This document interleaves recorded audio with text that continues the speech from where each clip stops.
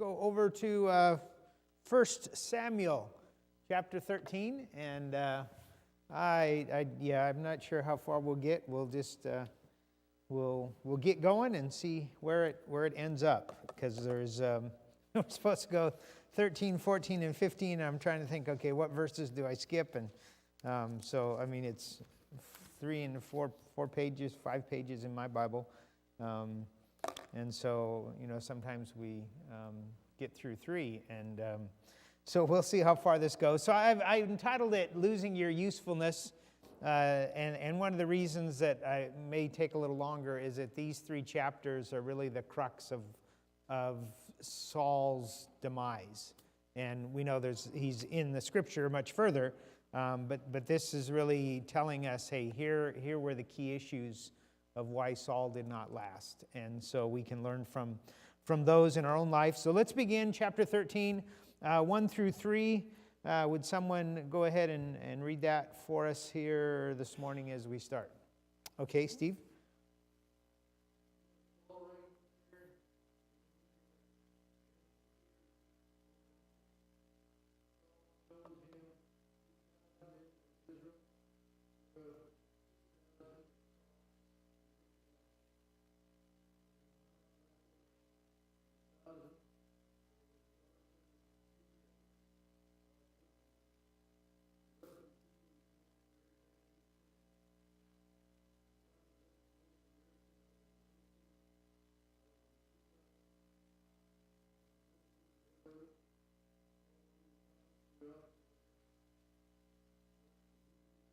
Okay, thank you. And so we'll jump right in here. Just an introduction. Remember, God's choice for Israel's first king was a tall and good-looking man. Saul's physical appearance provided confidence and hope for Israel, and I think that was true, and not in a bad sense, but I think in a good sense yet. God also told them that they must still put their faith and hope in God. That was the end of. In fact, let me. Yeah, in fact, let's just read this as well. Chapter 12, verse 22. After he talked about, them making a choice for a king, he said, "For the Lord will not forsake his people for his great name's sake, because it hath pleased the Lord to make you his people. Moreover, as for me, God forbid that I should sin against the Lord in ceasing to pray for you. But I will teach you the good and right way. Only fear the Lord and serve him in truth with all your heart. For consider how great things the Lord hath done for you. But if ye shall still do wickedly, ye shall be consumed, both ye and your king." Now there are warnings there, especially verse 25. But the other verses says, hey, this is where we're at. I think you guys had some wrong motivations, but I've given you a king. Based Deuteronomy 17 said there would be a king. If you follow me, if you trust me, if you go my way, then God's going to bless us. But if not, be aware that God will destroy both you and your king that you have desired. And so that was just part of that God says, hey, keep your trust and faith in God. That is how their king and their nation could enjoy God's blessing and to be a good spiritual influence on each other. What I mean by that is the nation to the king and the king to the nation, that both would bless each other as they followed God. And I just, that's how it works. And I think all of you understand that. So, and then last of all, Saul is an example of one with great potential who lost his opportunity to be used by God in the way that God intended. I think he said previously, but I can't remember. But the things God did in the previous chapters, there's a clear indication that God was going to use him. In fact, I don't remember if it's 13 or 14 or 15, but God says, hey, I was going to establish your kingdom forever. Just like he says to David later on. That was the intention. God was not just making something up. He was saying, hey, that's what I intended. I intended you and your lineage to continue and to be a blessing to the nation, but you have, you messed up. Okay, so that's the idea here as we go through this. So the first thing, and these points, I know your outline is very minimal there. There was so much there, and I didn't make any subpoints for it. So Saul was impatient. So we'll see that in chapter 13. And so in this first chapter, so I've got several maps on this, and we'll look at. So Saul had 2,000 troops in Michmash, okay, so, and then he had the other 1,000 troops there in Gibeah. So I don't remember the mileage, I think 5 or 6 miles apart there, where they were at. So when it says he chose them, this was probably the elite army and not, just everyone else. So it doesn't seem as though, because we'll see later on, he's able to gather a couple 100,000 troops. And so apparently at this moment in time, King Saul was not planning an attack on the Philistines. Okay, he had some elite soldiers, and they were divided up. And it does seem as though what happens next was not an intention of Saul. Maybe it was, but it doesn't seem to be that way, but it could have been. It doesn't tell us exactly.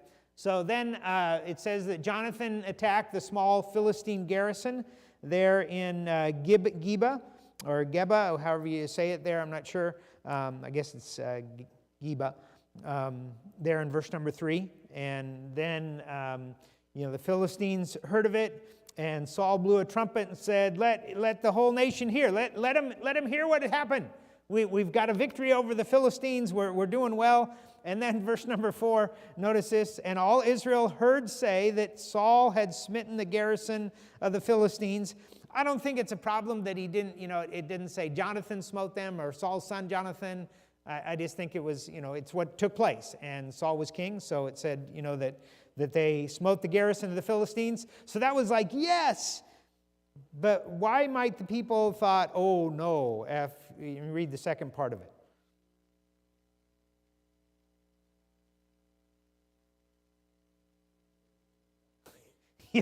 Yeah, so the Philistines were saying, hey, we hate you, we're going to deal with you. And so then it says the people were called together after Saul in Gilgal. So that's over this way. And so apparently after the attack, so remember Saul was in Michmash, and so the people were gathered together, assembled in Gilgal, and we'll see in a moment the reason why he assembled there. It was apparently a previously planned situation. Okay, so when he's heading over there, it's something that was supposed to take place, and we'll see why in just a moment. I wanted to see there's something else I wanted to mention there. Okay, so let's read verse 5. Someone like to read let's say 5 through 7. Someone read those for us. Okay, Gary.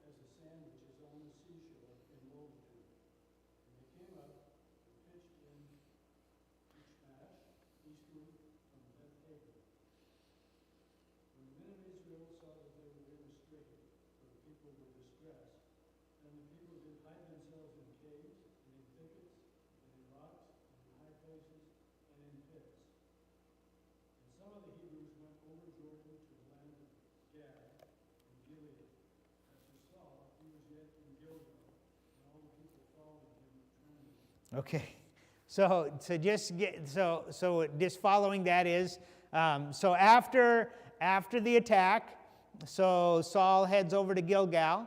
The Philistines mobilize, and I mean we're talking thousands.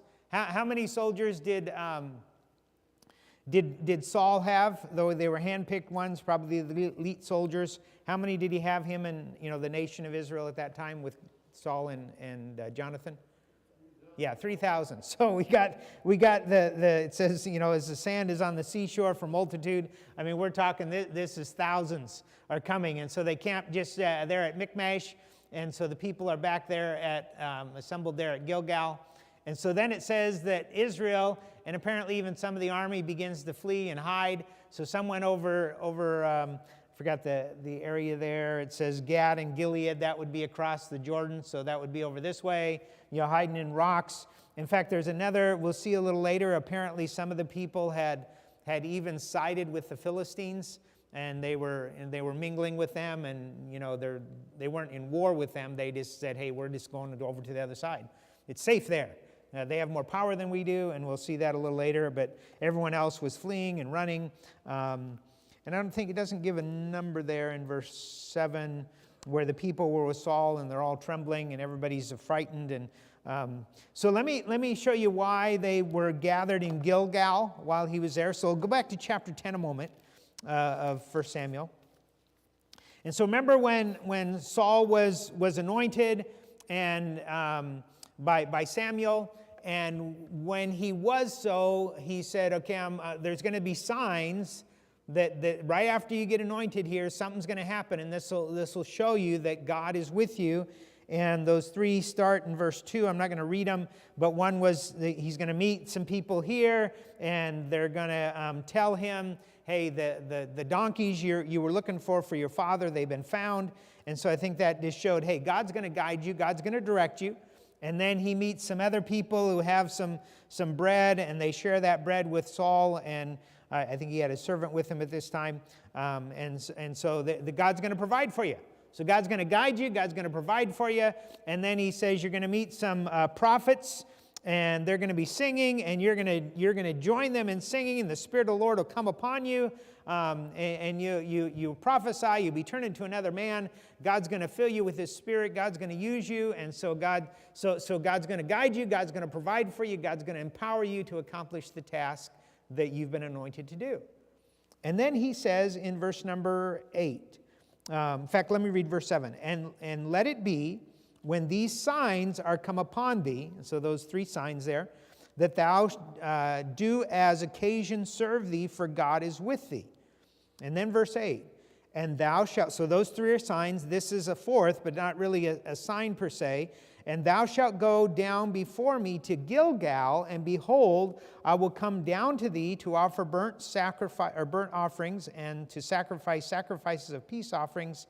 7 days shalt thou tarry till I come to thee and show thee what thou shalt do. Now, so that's why he went to Gilgal.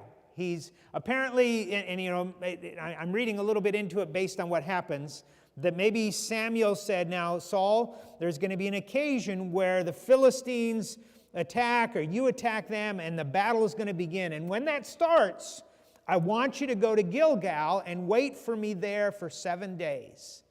And so that's what he was to do. So apparently that was arranged. Because remember, verse 1 says this was at least 2 years into the reign. So those events took place, and it wasn't, if you just read chapter 10 and just read it, and then you say, oh, okay, well, he was supposed to go there and he'll meet him just a little bit. Well, this was a couple years down the road. And so apparently there was some kind of signal that he was to go to Gilgal and there wait. Okay, so keep that in mind as we come here back there to chapter 13 and see what happens next. Someone read 8 through 10. And most of you know the story, but let's just look at it as it says here. So someone read. Okay, Don? And he tarried 7 days according to the set time that Samuel had appointed. But Samuel came not to Gilgal, and the people were scattered from him. And Saul said, bring hither a burnt offering to me, and peace offering. And he offered the burnt offering. And it came to pass, that as soon as he had made an end of the offering, the burnt offering, behold, Samuel came. And Saul went out to meet him, that he might salute him. Okay. This is really a number of interesting things I find here. Let me just put them. So Saul grows impatient and offers sacrifices, so that's why they outlined that Saul was impatient. So let me ask you a few questions with this. What was the means by which King Saul felt forced to offer the sacrifice? Is this? No, I guess it's a little later on. So let me backtrack on that. So 7 days, and he waited. I guess there's one there in verse 8. What was one of the reasons that he did so?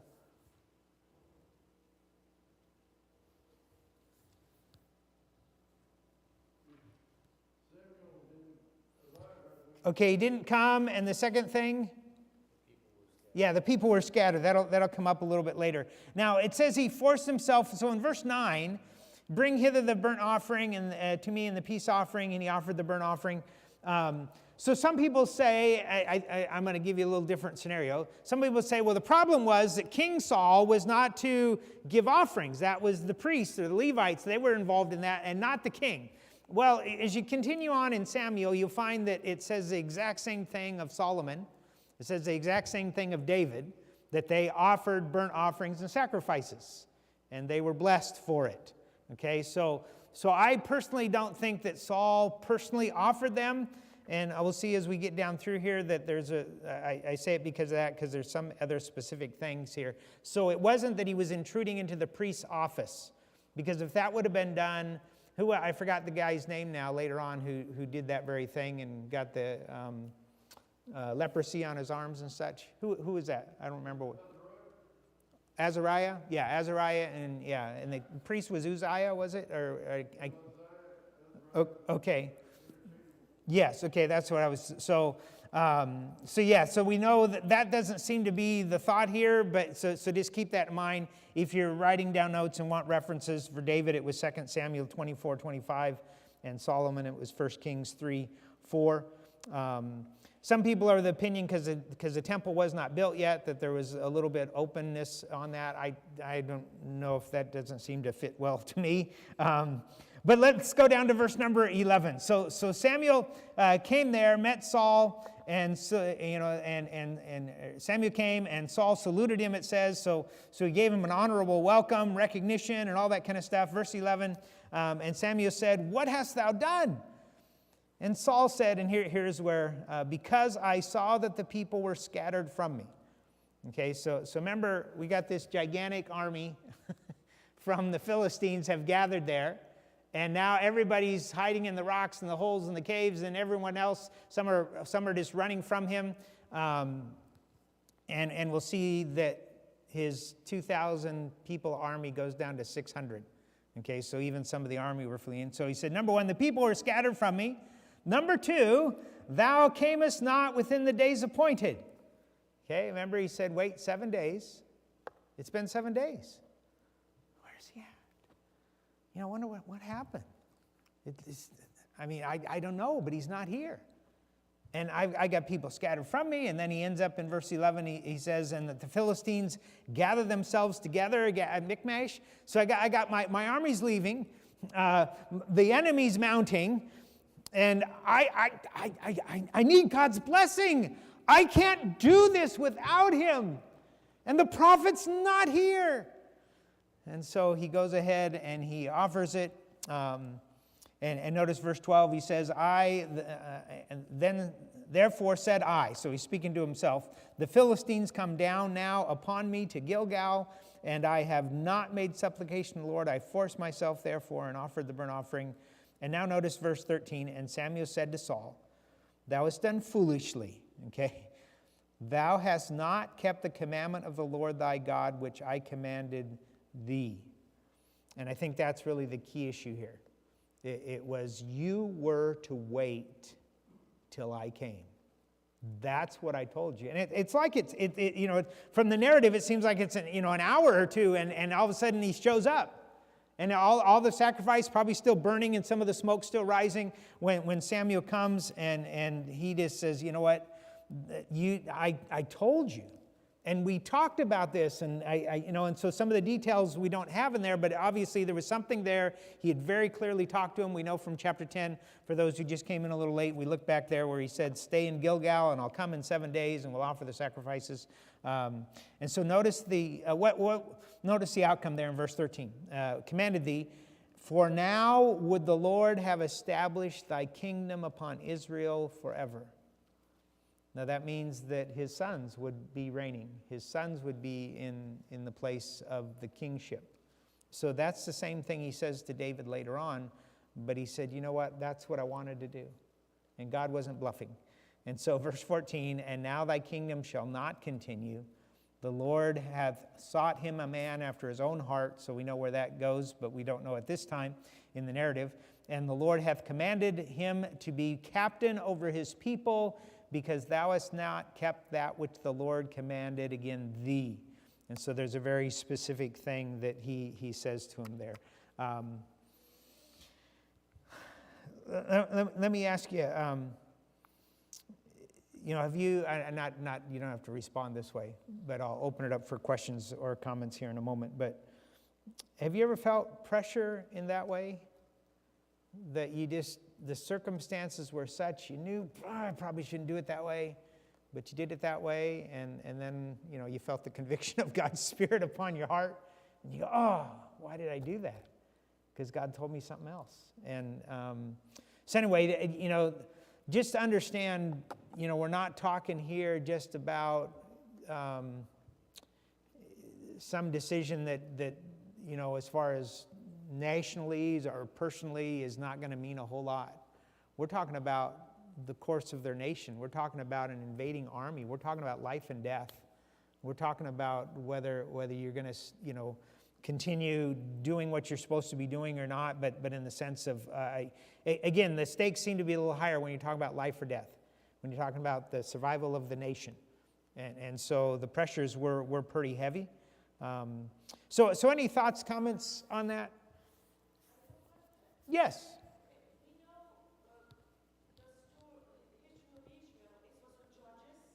Yes. Yes. I'm sorry, say that part again. I didn't. Yes. Okay.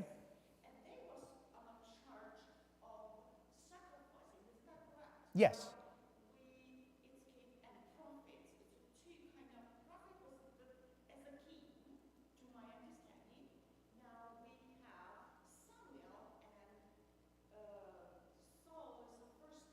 Right. Now, that's my curiosity for a while, then, isn't that supposed to be priest? Yeah. Yes. And so so the exact same phrase where it says Saul offered the burnt offering and sacrifice, it says the exact same thing of David later on, and God blessed him. Exact same thing of Solomon later on, and he blessed him. So I take it that this was either he used a priest, because we know there was the high priest was with him on the battlefield here. Though it says that he forced himself, it could be, hey, just go ahead. Samuel's not here, and just have someone else. So I personally don't think it was him invading the priest's office, because I think if he would have done that, it probably would have been, certain death right away or something along that line. That's my thought on this. Yeah. Like I said, if you want the references, I can get them to you later, where David and Solomon both, it says they offered sacrifices, and it was obviously God blessed them. So I think they went through the priest, so it may have been the same here. Does that make sense? Okay. Yes, you're welcome. Yes. I got some questions here, but I already answered them. Let's just look at a moment over thinking of Saul's decision here, especially, I commanded thee to do this. Someone read Proverbs 12:15. Would someone read that for us? Anybody who would make a... It's good to have my son and daughter-in-law here, Jonathan and Grace, from Cincinnati, to join us here this morning. And it's good to have the ladies up with us here this morning.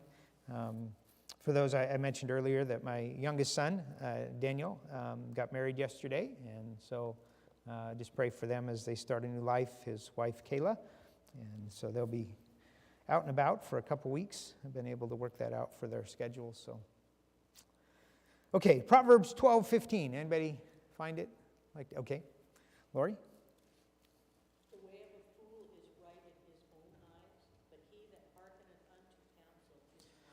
Okay, so a fool, read that first part again, the first half of it. The way of a fool is right in his own eyes. Okay, so think about Saul, as he meets him, he salutes him, he greets him there at the end of verse 10, and there's no sense that he has done anything wrong. He just says, Samuel, and it's I'm glad you're here, and you're trying to he's trying to honor him. And he thinks he's done right, and Samuel just says, what are you doing? And so anyway, and then the second part, obviously, he had hearkened unto the counsel. we'll be wise, especially when it comes to God's counsel. So it says, let me see where we're at. Where did we stop? Verse 14. So verse 15 says, and Samuel arose and gave him up from Gilgal unto Gibeah of Saul. And Saul numbered the people that were present with him. Here's that part, it says 600 men. So remember, previously he had 2,000 in Michmash, and then they came out here to Gilgal because he was going to meet Samuel. So he comes there, and people are hiding and running, and apparently he lost 1,400 of his men during that time, who were just running away. I guess they were not the brave ones to stay there. Okay, so then it says that he went down to Gibeah, and so he traveled there with 600 soldiers. I think that's the next verse there. Who was down in Gibeah earlier? Yeah, Jonathan, and how many troops were with him? Yeah, 1,000. So they were the ones who attacked Gibeah and saw the victory, and that's what caused the Philistines to come. So now he leaves here and heads down to Gibeah, probably to be with his son, and that'll be getting the troops together and so forth. And so what the Philistines come along, and I'm trying to remember where this is at. Verse 17 and 18, I'm not going to read it, but apparently it says they sent, I think it's called spoilers. Yeah, verse 17, and the spoilers came out of the camp of the Philistines. So as they were there, now they're going to the north, and some to the west, and some to the east, and they're invading, they're marauding, they're pillaging, they're just destroying. And apparently they weren't doing that before, but now this whole situation, the Philistines says, hey, we're gonna start conquering this place and take everybody out. Okay, so get the scenario. It's not getting better, it's getting worse. Apparently they didn't go directly south to where they were, and maybe because they knew some troops were there, so they're invading the villages where there's maybe not so much protection and so forth with that. Okay, so that's really where chapter 13 ends. And so then we come to chapter 14, and I call it Saul is unwise. Now the first part of this is pretty exciting, but you'll see that Saul makes some unwise choices, really, which doesn't show up until near the second half of the chapter. But let's begin here, and someone read verse 1 and verse 4 for us. Let's just do it that way. So 1 and 4 of chapter 14. Okay, Don? First Samuel 14. Now it came to pass upon a day that Jonathan the son of Saul said unto the young man that bare his armor, Come, and let us go over to the Philistines' garrison. It is on the other side. But he told not his father. And between the passages by which Jonathan sought to go over unto the Philistine garrison, there was a sharp rock on the one side, and a sharp rock on the other side. The name of the one was Bozez, and the name of the other Seneh. Okay, so I did my best to find where exactly that was at. So to get the idea, so Jonathan, he'll attack him and his armor bearer eventually attack detachment there. I guess I should have read a little bit further. But yeah, so he said, hey, let's go out there and let's take them out.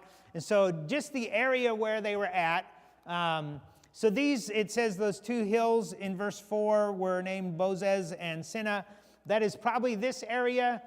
Michmash was over in this area, and this is modern day where there's some city areas here.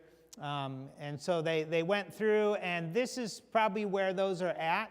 And so I want to give you a close-up. The reason I'm showing you this is I want you to see where the territory was and sort of how things were situated.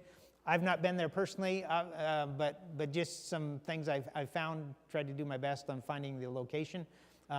So see this, there's a deep valley here, and here's some flat areas. So when we see it, we'll talk about it a little bit. The Philistines, apparently they had an outpost on one side or the other. I'm not sure which one it was. And so this is looking, there's the upper plateau areas, and so this is I'm not sure what the canyon, I guess you could say. And down in the bottom, there's what they call a wadi. A wadi, W-A-D-I, is an area where if it rains a lot, there's a little creek or river runs through it, and if it's dry area, then it's just a dry, water bed, creek bed type of thing. There's just another angle from it a little bit further down into the canyon, and the creek's down here. So you get the idea of how steep this was to get out of this and a little bit. There's the, here, let me go back here a second. So up this way, where it first comes into this area, that's where this is at, coming from the other angle. And you see the water down here. So that's coming in the other area. And this is just a picture down inside the canyon. So you get an idea, you get, when you see something from the aerial view, it looks pretty small, but once you get down in it, I used to talk about when you take off in an airplane and you see a tractor trailer rig on the highway, it's just like, oh, that looks pretty interesting. But I remember when I worked at a truck loading thing, that there was a time where the wheels on the back, the tandem wheels on the very back of a trailer can move, but you got to pull out a hand. It was hand done, and you had to pull this out, and it was stuck. And I had to get under the truck while the tractor was up top, and it was going trying to so I could pull out this lever. And when you're under a truck that big and you're down between the wheels and they're going and shaking around, you're trying to pull this lever. It looks a lot bigger than when you're in an airplane just looking down. So that's part of the reason I wanted you to see this, that as Jonathan and his armor bearer are heading down in that area. Notice verse number 6. So get that. Jonathan and his armor bearer left. And remember, who else in the Bible is a well-known situation that a great big guy had an armor bearer? David. Well, not David. Goliath. Yeah, and Goliath has his armor bearer. And so probably King Saul had his armor bearer. If you were any kind of leader, you had a guy that carried your stuff for you, at least some of it. So he talked to his armor bearer, and verse 5, the forefront of one of those, Bozez and Sina, forefront of one was situated northward toward Michmash, and the other southward toward Gibeah. And then verse 6 and 7. And Jonathan said to his armor bearer, or to the young man that bare his armor, come and let us go over unto the garrison of these uncircumcised Philistines. It may be that the Lord will work for us, for there is no restraint to the Lord to save by many or by few. And his armor bearer said unto him, do all that is in thine heart, turn thee, behold, I am with thee according to thine heart. So what does verse 6 show you about Jonathan? Okay, bravery. What is his bravery based on? Okay, his relationship with God. What is the phrase that sort of stands out there in what he said to his armor bearer? Well, okay. Yeah, so we're gonna take out the uncircumcised. Anything else stick out for you? Yeah, there's no restraint with the Lord. He can save by many or by few. God doesn't need an army of 200,000 soldiers, and we'll see that as we go through here. And what kind of influence did that have on his armor bearer? Yeah, it gave him bravery. He was ready to go. What sticks out to you? There's something here that sticks out to me. But what in the armor bearer's response? What is an encouraging statement there that you see? And what does that imply as you go through there? Just do it. And where would the armor bearer be? Yeah, right there beside him. And that's always encouraging. But let me just mention one other thing. So your faith, never forget, when you demonstrate that faith, what it should be in your life and by your words, that it's going to influence someone else for good. And why? Because when you make God big in your words and your actions, it tends to grow the faith of others. They start saying, wow, God's really big, isn't he? So Jonathan, are you implying that God can save the whole nation by few, like you and me? And that's not in the conversation there, obviously, but I'm sure Jonathan said, yeah, that's what I mean. I don't know what God will do, but I feel like God wants to do this. Yes, you had a question or a comment?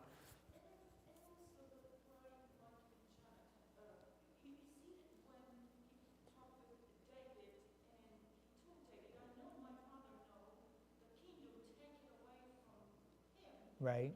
to you. And what is the really humongous example for a young adult, regardless of what your parents decide to do, that's your choice. Right. And another thing was like he didn't fight for that. And he said, that's Almighty God, that's his decision, and I know, and my fathers know, that is, which I struggle with what God pre-planned or predestined for me. I want to be old, I don't want to be hanging and I want to fight with that. Right. But on the other hand, we will all of us will be old and all of us will be dying from different Right. diseases or whatever. That is magnificent in his character. He said, I know and my fathers know the kingdom will go to you. Right. He submits, do I make sense? Yeah. Right. And we'll see that later on when that passage comes up a little later on Samuel. Jonathan was a man of great faith and humility, and in fact, he says there that God's going to make you King David, and I'll be next to you. And thinking about the history of humanity, who would normally be on the throne after a father passed? The son. And yet Jonathan submitted to God in that, okay, I'm not going to be the king, but that's okay, because I'm going to support you, because that's God's will for my life at this time. So he's a great example of faith in a number of ways. Here it displays that courage to move forward for that.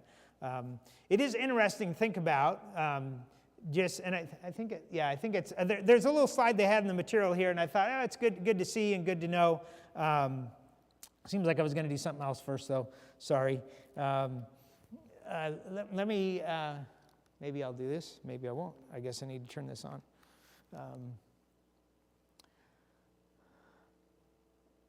So what happens? Let's read that. I got ahead of myself here. I keep looking at chapter 13. Where do we end? Verse 7. So let's read verses 8. Someone read 8 down through verse... let me see. Sorry. Let's jump down a little bit. Let's jump down. So they put out a little sign. I'll explain a portion, then we'll start reading again. So Jonathan, as he talks to his armor bearer, he said, "Okay, let's get down there." And remember, we're talking about this. Let me go back one more. So apparently he was down in this area, and the Philistines are up. And remember, there's no airplanes or trucks and cars and so forth, so there's no noise. So apparently they could hear it, but the garrison was probably up on the hills here, and somehow Jonathan and his armor bearer made themselves known. So they snuck down somehow, and he says to him, "Okay, let's make ourselves known. And if they say, to stay where you're at, we'll stay here. But if they say, come up hither, then that'll be a sign that God's delivered them into our hands." So as we see from later on, there was about 20 of them there in this small encampment. And so this is the kind of terrain that they had to, because it says Jonathan went on his hands and feet. And so the concept, he's climbing a wall. Okay, that's what, it doesn't mean he's crawling like this. It means that when he went up to see the garrison, he's climbing up this steep hill and had to go through the rocks, whatever side it was on. So you see that, so think about getting up to the top of that. Man, that would be exhausting. I mean, you're literally climbing the rocks. And so they get up there, verse number, I think it's 13. Yeah, let me turn over there. Let's just start. Someone read 13 through 15. Let's do that. Someone like to read that for us? Okay, Steve. And Jonathan climbed up on his hands and upon his feet, and his armor bearer after him. They fell before Jonathan, and his armor bearer flew after him. And that first slaughter which Jonathan and his armor bearer made was about 20 men within, as it were, a half a year of land, which a yoke of oxen might plow. And there was trembling people of the garrison and the spoilers, they also trembled, and the earthquake, and it was a very great trembling. Okay, so just let me go back here. So I don't know how much, as far as this photo and how big an acre, a half an acre would be. So I'm just saying that, they climb up the wall, they get up here, and then they take out 20 of the Philistines. Okay, so there's well, it's later on. I'm trying to remember which chapter it is because I wasn't going to read it. Yeah, it's at the end of chapter 13. I'm not going to read it, but the Philistines had made it so the Israelites had no metal smiths. In other words, people to make swords and spears and so forth. But here it does say his armor bearer. So it says there that King Saul had a sword and Jonathan had a sword, and that's all. But I'm sure that they had some kind of tools because they would go down to the Philistines and they would sharpen their axe goads, and so that would be like, they could use that as a spear.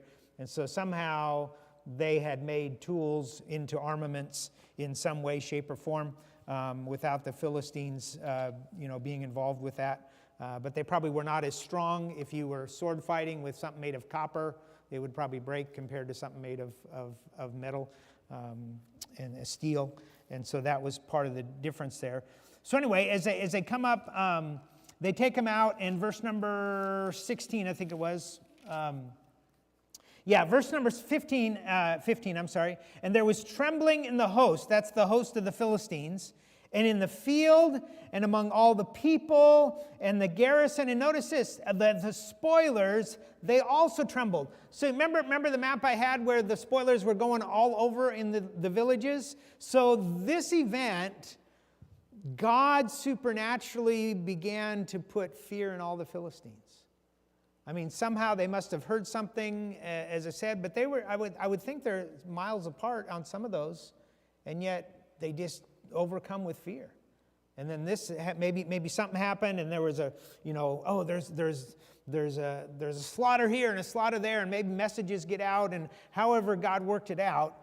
But all of that was coming, and then God sent an earthquake on top of that, and so there was a great trembling and difficulty that was going through all the troops through that time. And so then we come to my map there. And so the Philistines were fleeing. They panic. God sends an earthquake. They fight each other and they flee. And so everything's happening. And then verse 16, I'm sorry. And the watchmen of Saul in Gibeah of Benjamin looked, and behold, the multitude melted away. So somehow they had observed that from Gibeah, and maybe there were several outposts, but somehow they noticed, or watchmen, that it were closer, and they came back to Saul and said, "Hey, the Philistines are fleeing. They're being demolished. It's going away." And the multitude melted away, and they were on beating down one another. Then said Saul unto the people that were with him, "Number now and see who is gone from us." And when they numbered the people, they found Jonathan and his armor bearer were gone. So they're wondering. So think about this. There's thousands of these Philistines, and they're all going away. And saying, "Who's gone?" "Well, it's Jonathan and his armor bearer." "What?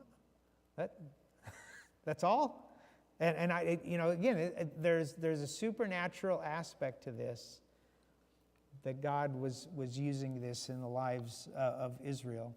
So then in verse 18, and Saul said to Ahiah, "Bring hither the ark of God," for the ark of God was with them at that time, with the children of Israel.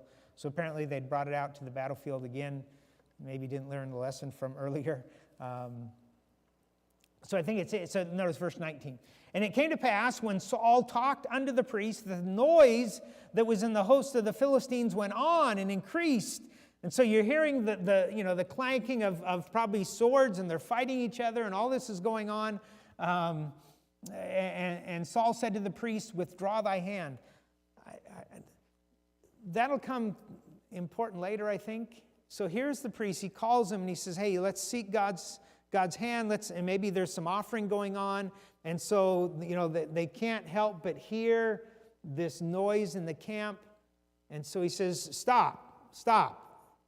And it's like they were seeking God, and Saul says, "Stop. We're not going to do that right now. We got some other things we need to do." Whether positive or negative, it's just an interesting fact that he does so. And so Saul and all the people that were with him assembled themselves, and they came to the battle, and behold, every man's sword was against his fellow, and there was a very great discomfiture. In other words, happening. And then verse 21, moreover, the Hebrews that were with the Philistines before that time, in other words, I mentioned earlier that they'd joined the other side, which went up with them into the camp from the country round about, even they also turned to be with the Israelites, and that were with Saul and Jonathan, verse 22. Likewise, all the men of Israel which were hid themselves in the Mount Ephraim, when they heard that the Philistines fled, even they also followed hard after them into the battle. So while they're doing this, so all of a sudden now, Saul comes up from Gibeon with his soldiers to Michmash, see what's going on. When that happens, then they pursue them, the soldiers and all Israel pursue and push the Philistines out. So while they're going, they're chasing them. And then verse 23, so the Lord saved Israel that day, and the battle passed on to Bethaven. I did not look exactly, but the Lord brought a great victory that day. And that's what we need to see because of one man's faith in his armor bearer. So this was, I thought, we'll close with this little chart. So I call it faith's good influence, and then this was something in the material there. But Saul, from chapter 13, verses 6 and 7, his faith, insincere may not be quite the right term, but his faith was not all it should be, obviously. And he went from 2,000 to 600 soldiers. They were all trembling before the enemy. And again, one sword, he caused Israel to flee, so they were running and hiding because he had no faith. If he'd went back and said, if he had repeated to the people, you think what Samuel said to them when he was anointed king and everybody was there, hey, trust God, fear God, he'll guide us, he'll direct us, he'll give us victory. But Saul never said that. And then you have another guy on the other side, Jonathan, that we saw here, a sincere faith, just 2 soldiers, made the enemy tremble. Of course, it was God doing that, but still it was through their efforts and their moving forward in faith, and it caused Israel to fight. And the whole thing changed. And I thought God used a man's faith to defeat an overwhelming enemy. We need to stop there. I'll close with this thought. You never know how God will use your faith.